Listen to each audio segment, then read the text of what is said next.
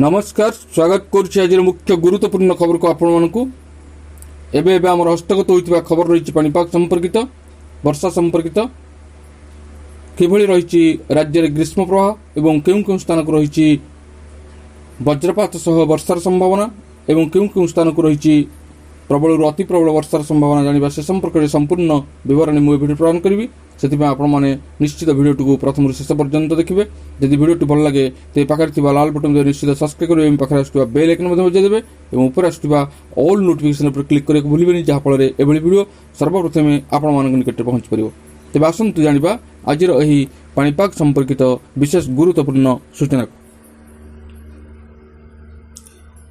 सकाळ 8टा परे घर बाहर कष्टकर हो पड़ी किंतु एहर मध्य एक आश्वस्तिकर खबर आम हस्तगत होइछि वर्षार आशंका। तेबे पानीपाग विज्ञानी उमाशंकर दास यह सूचना दैछन्ति। से कहछन्ति 21 और 22 तारिख बेलकु खरार प्रकोप सामान्य ह्रास पाइबा सह राज्य रे किछि स्थान रे वर्षा हेबार संभावना रहिछि। 20 तारिख बेलकु दक्षिण ओडिशार किछि जिल्ला रे बिजुली घड़घड़ी सह वर्षा हेबार संभावना रहिछि।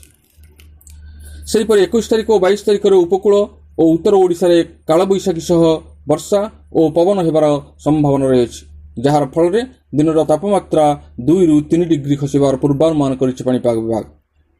से आहुरि कहिसन्ति राज्य रे 20 तारिख पर्यंत दिनर तापमात्रा विशेष परिवर्तन हेबार संभावना नाही।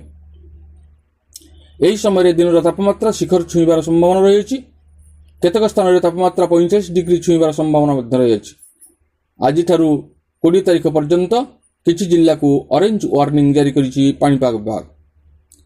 20 तारिख बेलकु दक्षिण ओडिशार किछि जिल्ला रे बिजुली घड़घड़ी सह वर्षा हेबार संभावना रहिछि।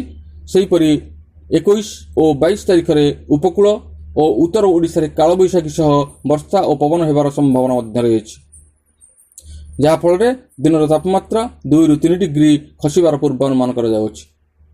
वायुमंडलर उपरी भाग में निम्न चापरेखा सृष्टि होगा जो वर्षा हेबार संभावना रही। पानीपाग केन्द्र सूचना अनुसार टाण खरा आज 19 जिला को ऑरेंज वार्निंग जारी करा किछि स्थान में प्रबल ग्रीष्म प्रवाह नहीं चेतावनी जारी करा। से स्थानगुड़िक रही मयूरभंज, अनुगुल, बौद्ध, नयागढ़, खोर्धा और कटक। यही जिला को सिवियर हिट वेव वार्निंग जारी करा जायतिला। अन्य पक्षरे आज 8:30 सुधा पारद 35 डिग्री छुईला।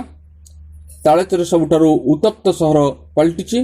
तालेचर रे तापमात्रा 35 डिग्री रेकर्ड करा जायतिबा बेले भवानीपाटना रे 34.5 degree, Titlagarh 33.4 degree, Jharsuguda 33 degree, Baripada 33, Baleshwar 32.2 degree और भुवनेश्वर 31.8 डिग्री तापमात्रा रेकर्ड करा जायछि। एथिला आज पानीपाग संपर्कित एक विशेष गुरुत्वपूर्ण सूचना। आज पुणी देखा आगामी वीडियो रे। रहुछि धन्यवाद, नमस्कार।